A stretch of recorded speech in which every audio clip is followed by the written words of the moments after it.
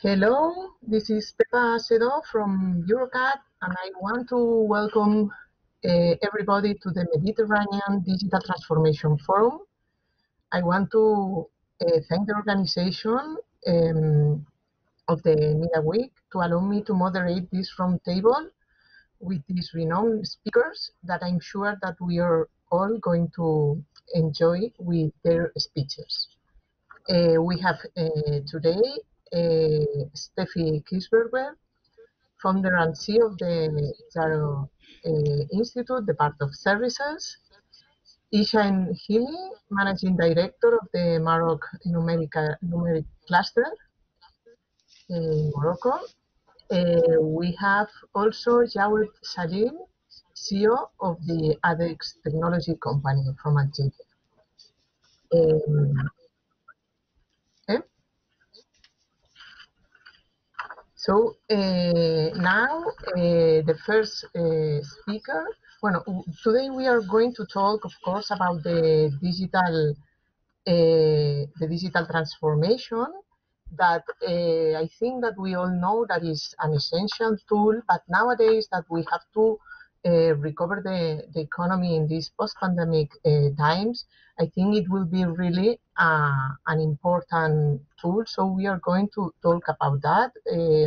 We are going also to talk about the digital transformation roadmaps, and we are going to share here different experience, different points of view from the different parts of the Mediterranean that we have here represented, because we all are involved in this digital transformation. At least we are trying to help others to do it. This is what we are going to talk about. In the first one who talk will be Jawed Salim. He's a computer science engineer, and he also holds a bachelor degree in mathematics. He's currently, as I said before, the general manager of ADEX Technology. That is an IT solution provider company located in Algeria, and he has a long experience in managing different ICT companies, and he has also involved in different organizations. And I want to mention he has been the president of the Fédération Algérienne du Numérique and the president of the Association of Algerian des Technologies de l'Information. He has a nice experience in the COVID-19 projects, and he's going now to talk to us. I leave the floor to him.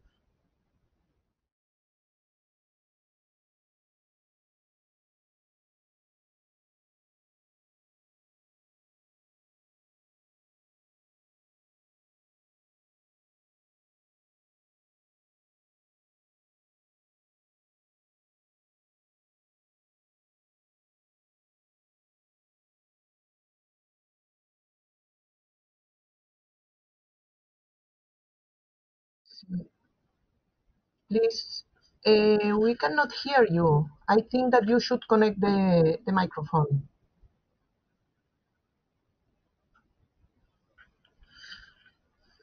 Shall we please try to switch on the microphone?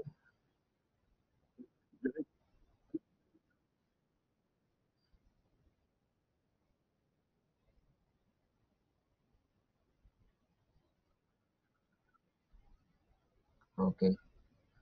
We are waiting because we want him to solve the technical problems. And now? It's okay? It's okay? It's okay?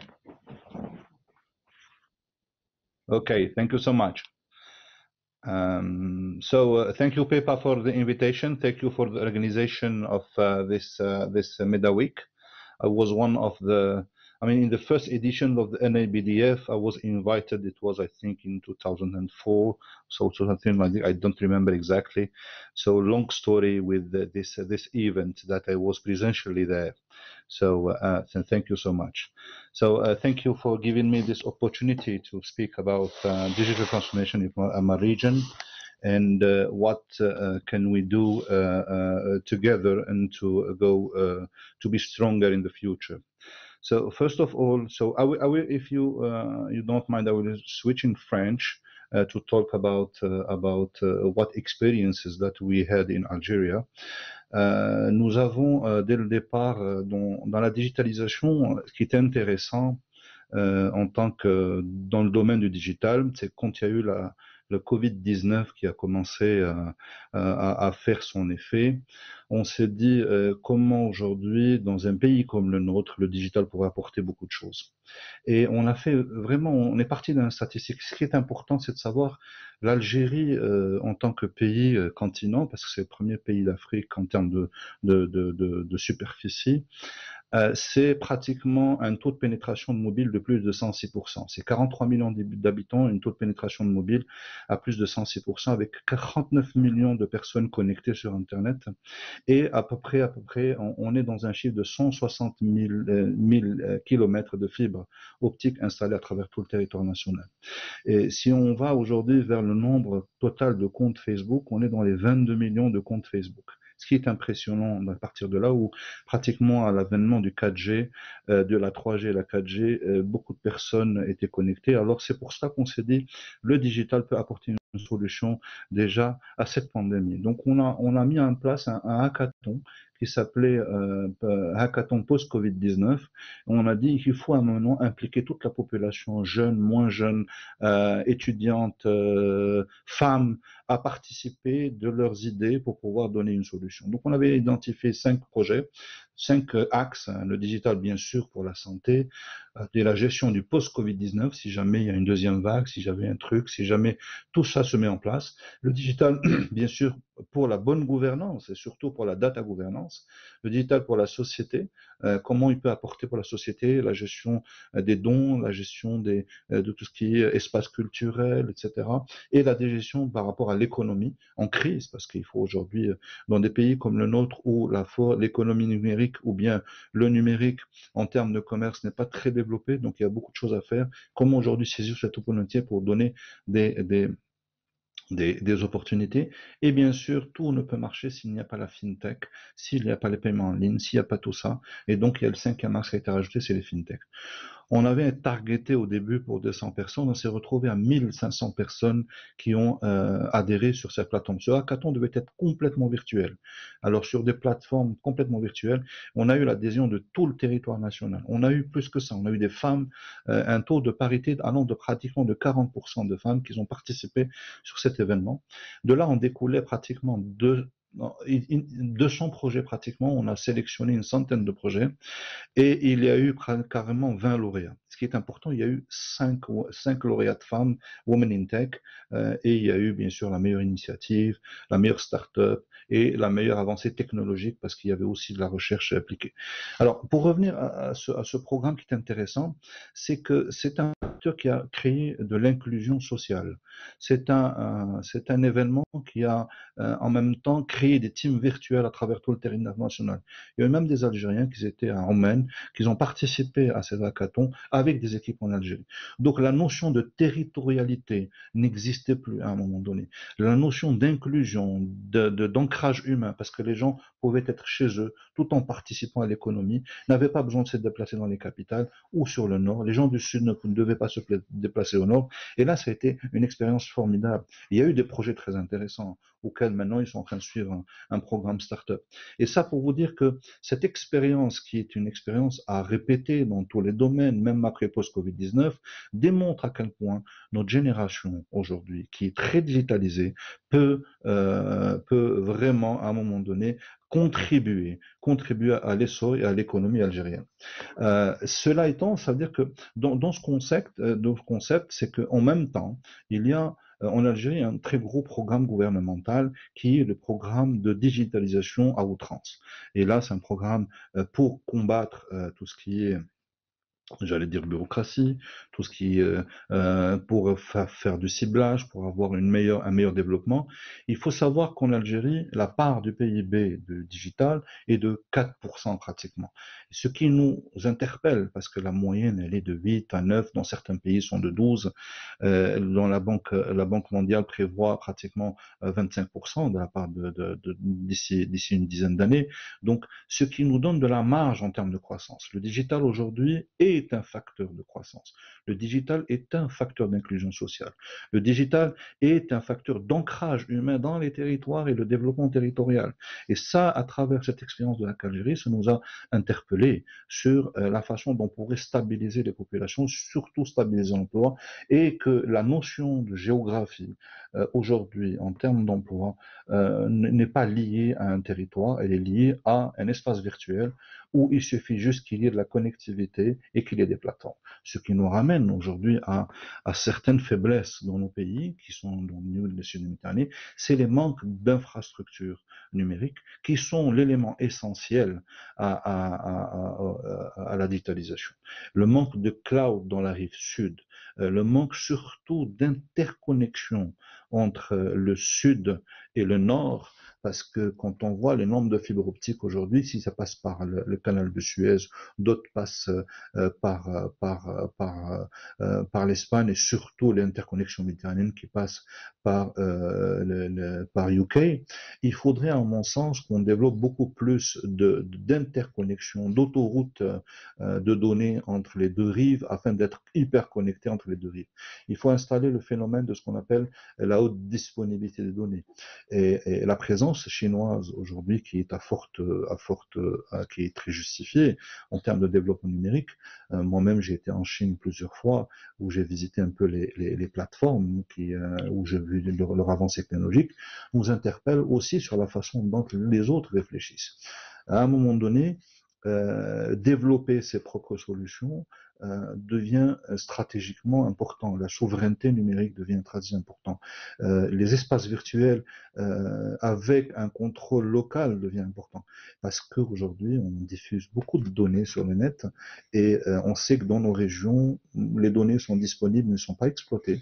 Par contre, elles sont vite prises ailleurs et étudiées et aller vers une souveraineté nationale avec du développement local, avec des infrastructures locales, aidera beaucoup plus des pays de la rive sud comme interconnectés aux rives nord d'avoir plus d'innovation parce que le numérique n'est pas l'apanage des riches. Le numérique, c'est de l'innovation d'abord. Bien sûr qu'il faut des infrastructures, bien sûr qu'il faut investir, mais c'est aussi un levier de croissance et pour les jeunes et pour les startups et pour surtout euh, euh, régler des problèmes locaux qui ne sont pas forcément des problèmes qui existent en Europe, mais qui sont des problèmes locaux. Parce que il faut relativiser les problèmes. À un moment donné, quand aujourd'hui le paiement par mobile a été inventé, c'était pour obéir à une problématique, comment transférer de l'argent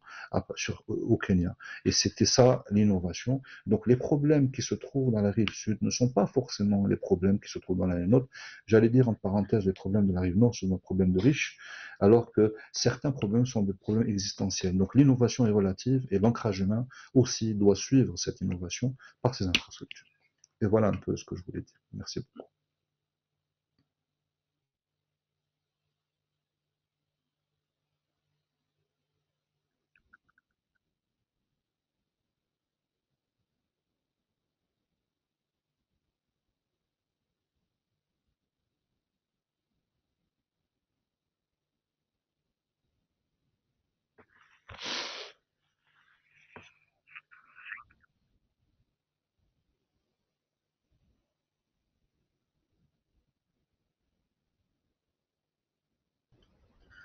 Now, sorry. Thank you very much, Awed. I think it has been very interesting what you have been explaining to us.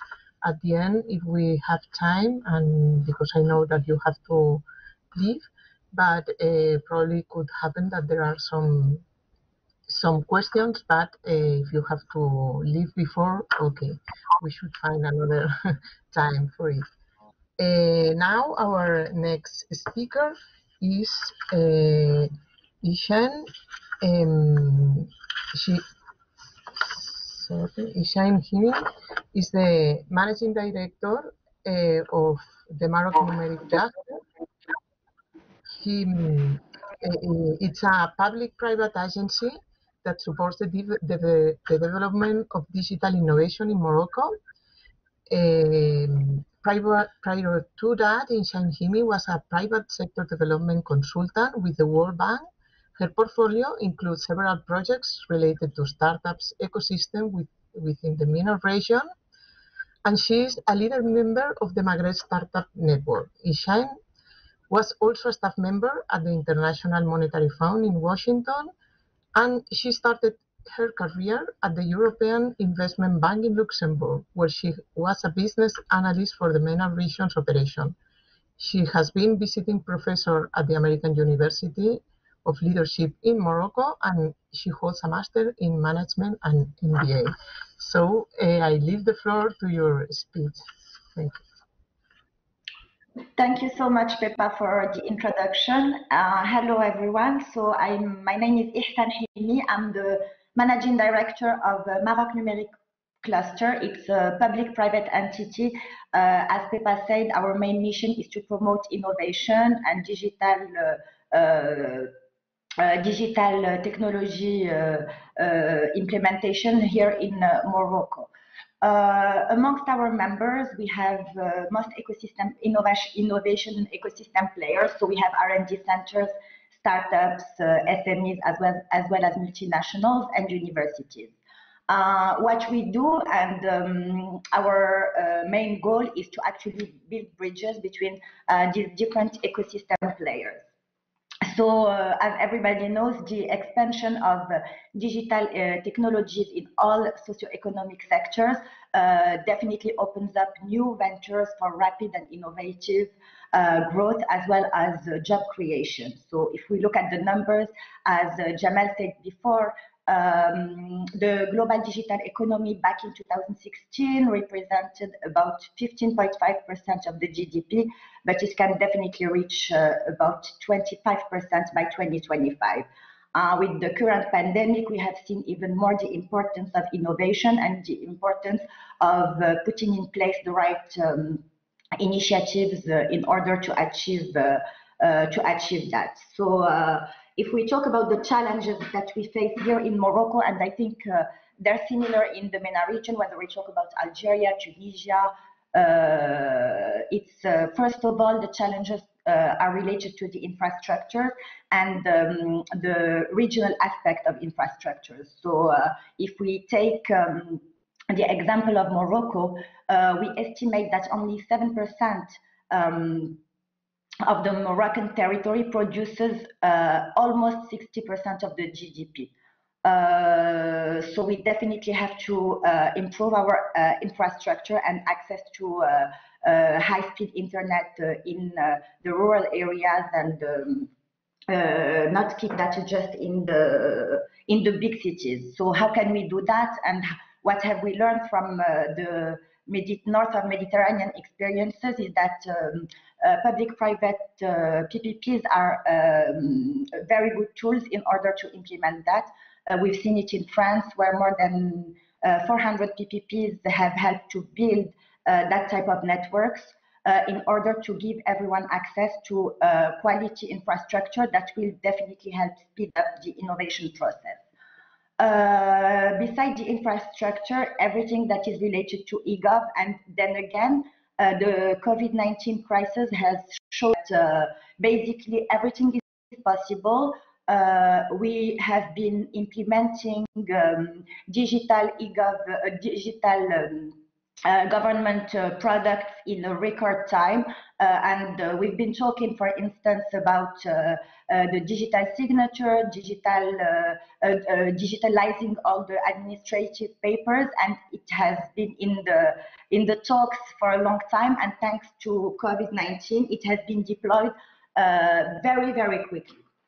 So the eGov part is very important, and finally, the most important part is to really reach the goal of having a very dynamic innovation ecosystem. So when I talk about that, I am thinking about startups, SMEs, and ecosystem players. So that's what we do actually in the cluster.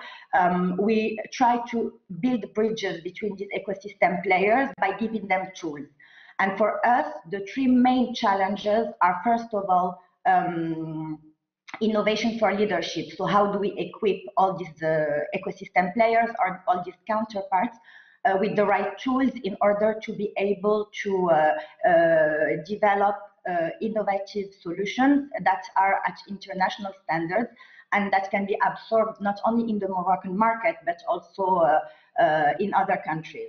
How do we do that? It's very simple. I think that there is a great opportunity between Mediterranean countries to collaborate for that type of initiatives, either through collaborative projects, where you put in touch basically R&D centers from, let's say, the south of the Mediterranean with the partners from Europe, and then they work together. Here in Morocco, we do have a lot of innovation. A lot of people are skilled, and actually we have a lot of them who live and go work in Europe, which is not ideal for us because we would like to retain these talents. Collaboration, soft landing programs, all these tools, collaborative projects can definitely improve the interaction between both sides of the Mediterranean. And that brings us to the next part, which is also one of the main challenges of the innovation ecosystem, which is growth and access to markets. So how can we make sure that innovative companies in Morocco have access to international markets, whether it's Europe, North America? Basically, how do we push this innovation? So how do we as a cluster do that? And I'm going to talk about our experience and the convening power that we have to help and promote the innovation in Morocco. What we do is we have a lot of conventions and partnerships with similar clusters all over the world. And we really put in touch, basically, we're really focused on the B2B area. So our main goal is to make sure that the companies, our R&D centers, are basically all our members have access to deals, business deals, that whether it's through access to market, open innovation challenges, or just networking B2B meetings, introducing the Moroccan ecosystem players with the potential clients that are in the networks of our partners abroad, where we feel that this is the added value that we have on the market. So innovation for growth is definitely one of our main priority, in addition to the innovation for leadership. Finally, the last aspect that we really want to push, and we think is very important for the keep our main mission, which is innovation in Morocco, it's basically innovation for reform. So for us, we cannot talk about innovation if there is no legislative or regulatory framework that helps us, that accompanies us basically in the entire process. So how do we do that? It's very simple. We use our convening power and our relationship with the Ministry of Trade, the digital agency, in order to, and we have a bottom-up approach where we bring this innovation, these problems that come from the ecosystem players, and we try to basically facilitate the dialogue. How do we do that? We present on a very regular basis quick wins, like whether it's in the form of circulars or just propositions to the ministry to see how we can push these reforms. So innovation for access to a legislative framework, access to new markets, access to that will allow our companies to grow, and also access to tools in order to develop the skills to become leaders in this area is very important for us.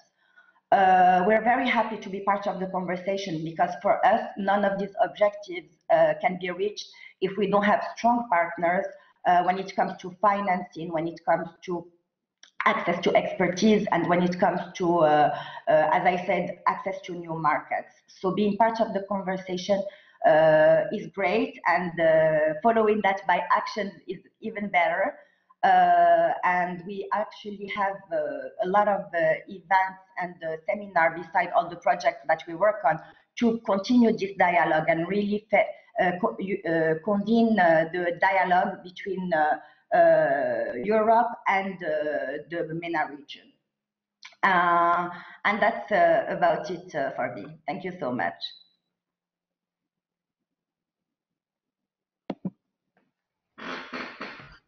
Thank you, Insan. I think that you also have to leave in few minutes. So, Yes, okay, I want to thank you your intervention. Yes, we have suffered some delay. So, okay, at the end for the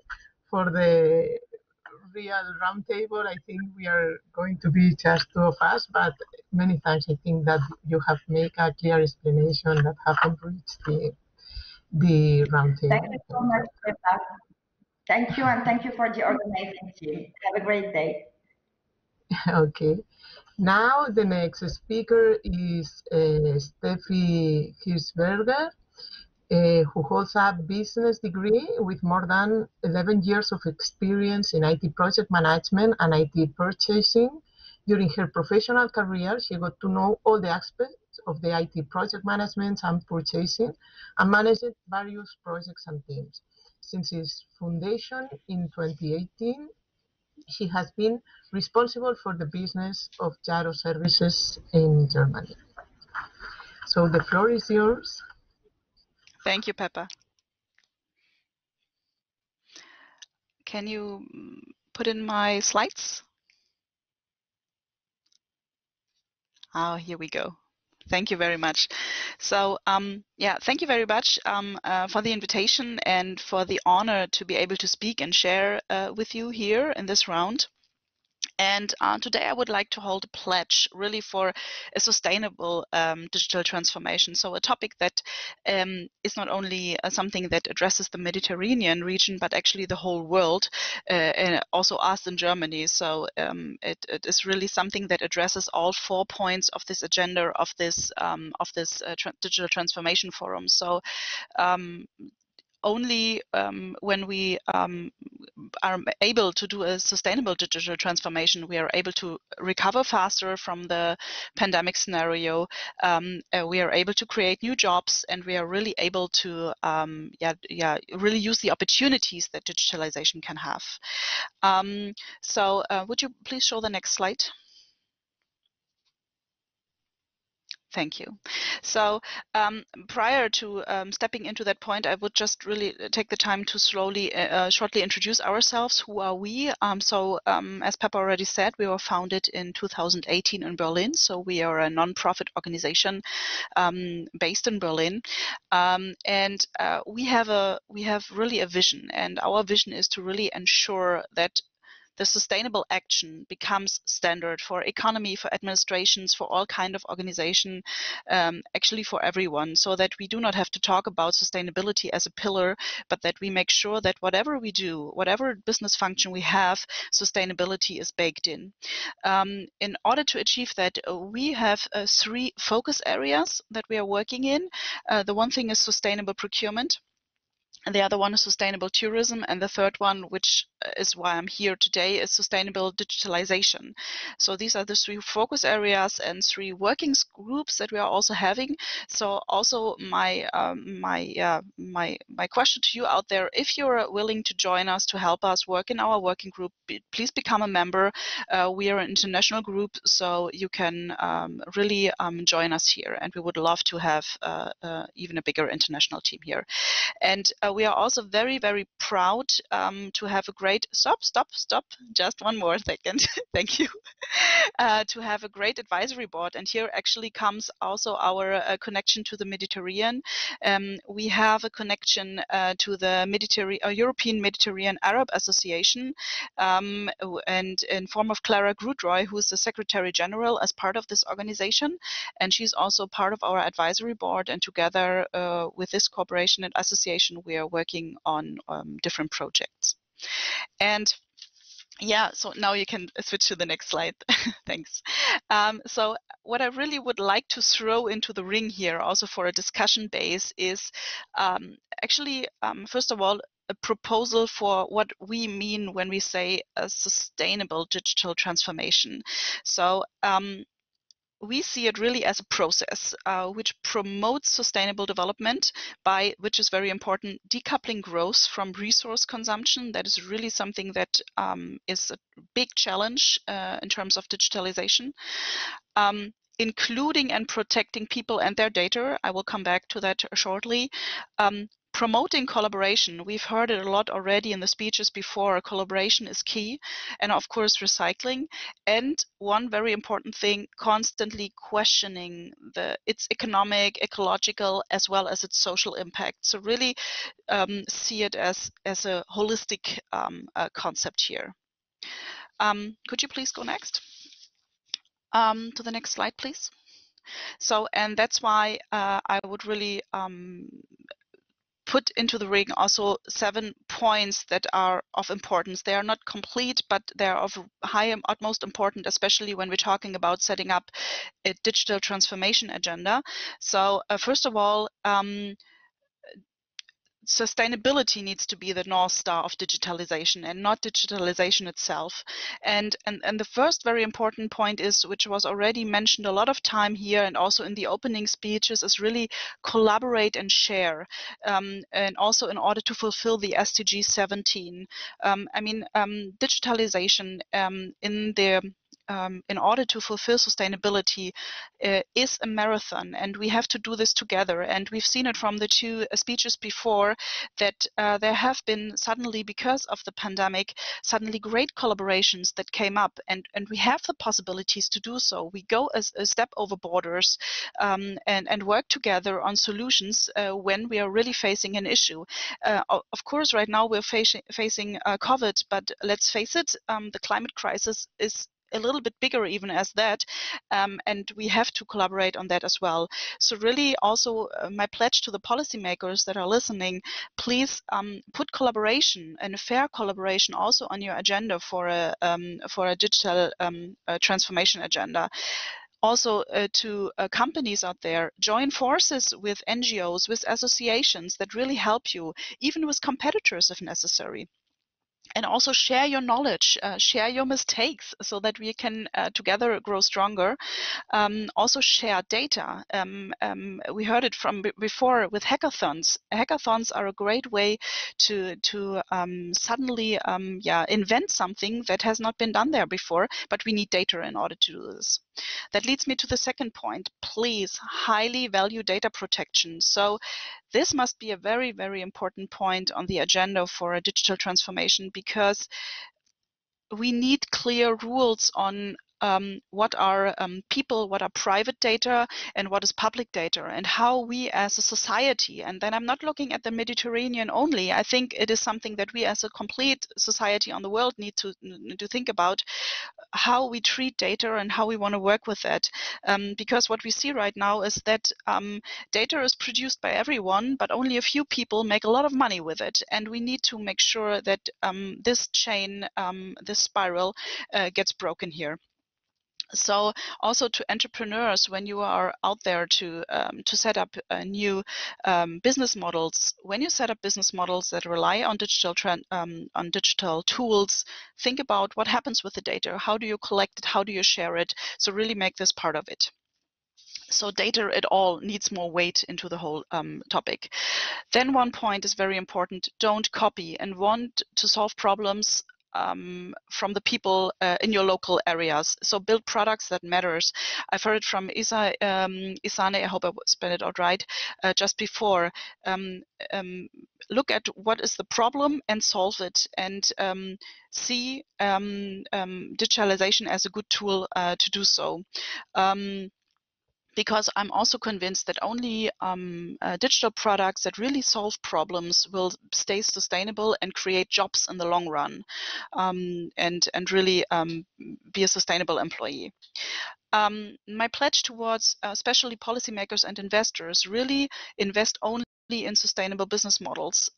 So money can create facts. I mean, we've seen it right now that the money is transferring more and more into sustainability, and really, when thinking about also a transformation agenda, think about where the funding should go. So also digital ideas, digital products need a sustainability thinking behind it.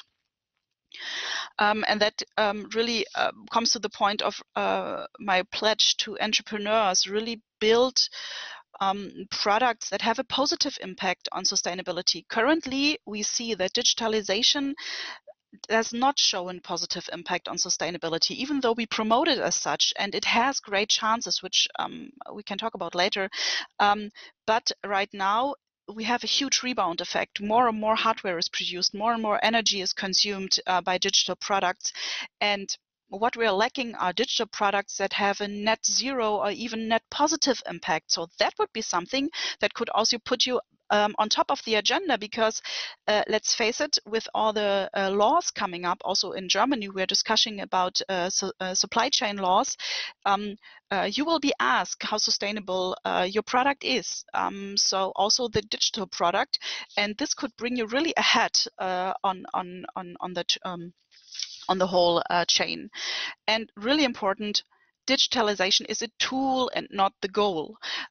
So whenever you see a problem, try to solve it and use digitalization whenever necessary, but don't overdo it. I think that would bring us really to good problem solving issues. And the very, very most important part is really educate.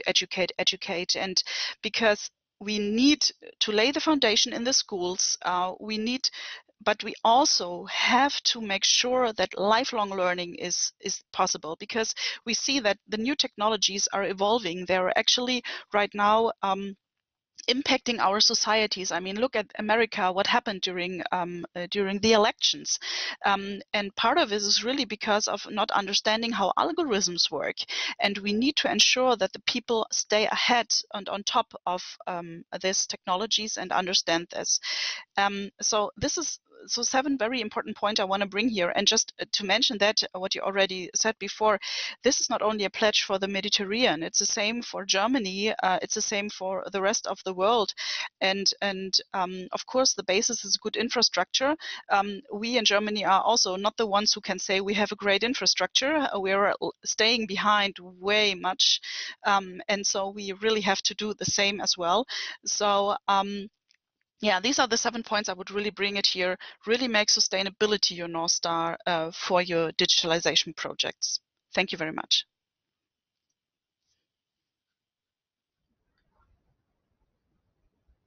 Thank you, Steffi. I will add, if you allow me, not just educate. I also add innovate, Oh yeah. because we have to Oh find yeah.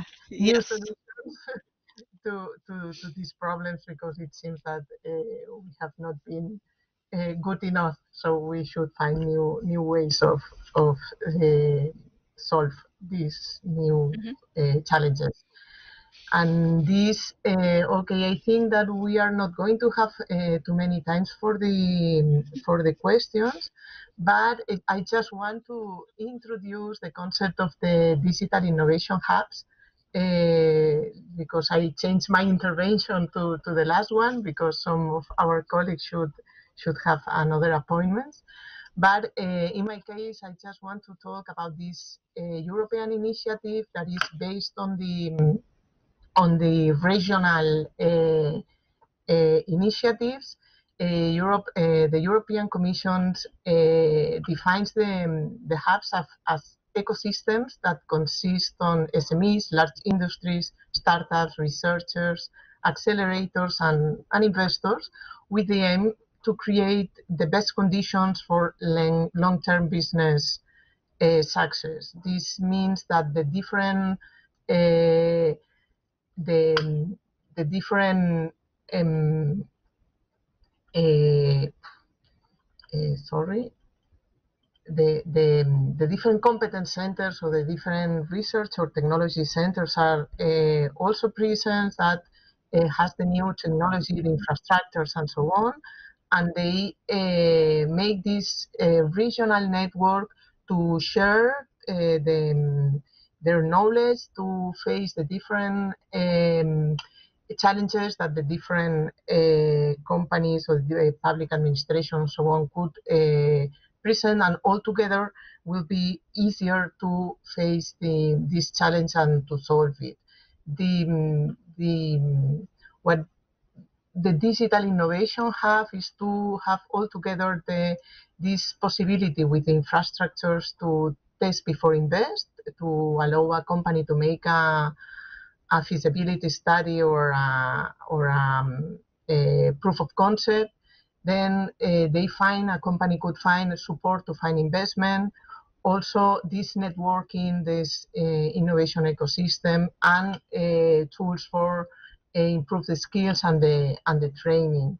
What this is at regional level, and then what Europe is going to is promoting or is this network of the different digital innovation hubs across Europe. In this way, we could share different best practices, knowledge, and if a company, it could happen that imagine that a small SME near Barcelona has a challenge, and he goes to the Digital Innovation Hub, and usually they could find this help. But if it's something that here we don't have the solution, we could go through the network at European level, and altogether probably it will be easier to find the different solutions to this challenge. So at the end, what we have is the different regional that are really close to the companies, to the administrations, to the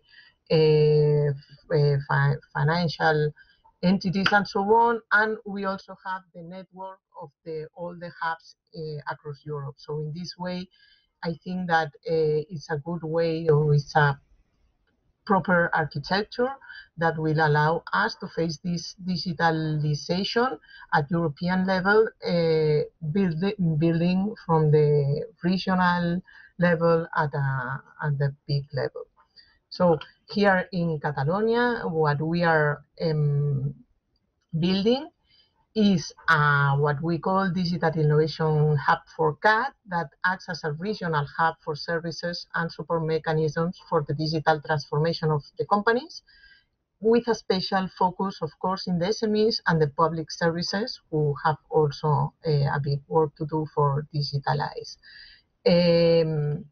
What this Digital Innovation Hub here in Catalonia has 7 nodes, one on artificial intelligence, another in cybersecurity, another in high performance computing, another one in smart communications, another in 3D printing, and advanced manufacturing and robotics, and the last one in photonics. So with these 7 nodes and just one-stop shop for the companies to arrive to this network of nodes, we are going to face the digitalization, or to facilitate the digitalization in our region. So since we don't have a lot of time, I think my speech will finish here, and I don't know, because I think I don't know if we have some time. We could have some few minutes. So I don't know, Steffi, if you want to add something, or because now it could be a conversation among. We are all. It seems No, I don't think it's 5 minutes. Yeah. Okay, so we are just the two of us. I don't know if you want to add something, okay. because for me it has Yeah. been for me it has been really interesting what you have said, that the growth and separated to the resources consumption. I don't know that if in the world we are, it's not really easy to talk about competitiveness, and at the same way to be able to talk about less resource consumption, to be more green, I don't know if you could tell us how to Okay. manage this, that it seems Okay. at the beginning to the opposite.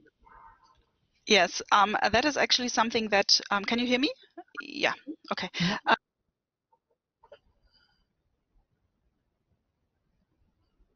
No. Now, can you hear me now? Okay, thanks, sorry.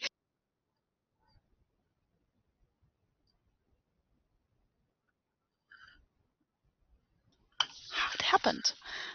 Okay, now, I don't touch anything anymore. Don't touch it. Okay, never change a running system. And now that actually is an argument that we hear as well here in Germany and in Northern Europe as well. How can we bake this in? And I can just repeat what I just said. What we see is a mind shift that is happening right now, also in the consumers. That they more and more understand that it is necessary. We have planetary boundaries. We cannot consume over the top, so we have to find new solutions for consumption as well, and for competitiveness in this way. And I'm quite sure that there will be no way around sustainability for a company. Each company in the supply chain will be asked, what do you do for sustainability? And this highly will bring you to the point that you will be selected by that. It will become a selection criteria. It's not only the price anymore. It's not only the mass amount that you are able to set up. It is sustainability. What is your answer to that? Because the people will ask you that, and it starts right now. And it's already there in a lot of countries where they have set up laws for more sustainability in the supply chains. So I don't think it's a buzzword anymore. And since we now see this shift of money, of investors who really go into green deals, I mean, what is happening right now? Huge companies are already shifting their focus points, and this, of course, affects the supply chains as well. And I think that can be a huge benefit if young companies come up now and really strive for that and really go out there, because there are also platforms emerging that promote sustainable suppliers. Sustainable solutions, and it's coming more and more. So why not use this as an advantage instead of seeing it as a problem? Start with just expanding your business canvas by the thought of sustainability. When you start setting up a business or when you're running a business, look at it. What are you doing? What is your contribution to the SDGs? And then start with small steps towards it, because you will be asked, and the consumers will look at it. Plus, what we see here in Germany, I don't know yet how it is in the Mediterranean world, but what we see here is a company that has an answer to what they do in sustainability is chosen by employees, by talents. So the VAR for talents really goes into that direction as well, if you have an answer to that, because the people look for that value, for that for sustainability in their jobs as well. So also this can bring you up to speed and bring you forward. And that's why I don't see it as a problem. I see it as a huge challenge. It's something new that we all have to explore. There is no perfect answer to sustainability. There will be new technologies emerging. There will be new methods emerging that will help us, that need to help us. Otherwise, there is no way around it. We need to solve that problem.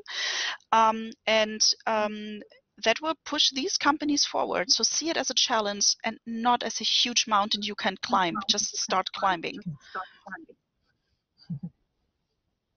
Thank That you. was my Thank pledge. you very much.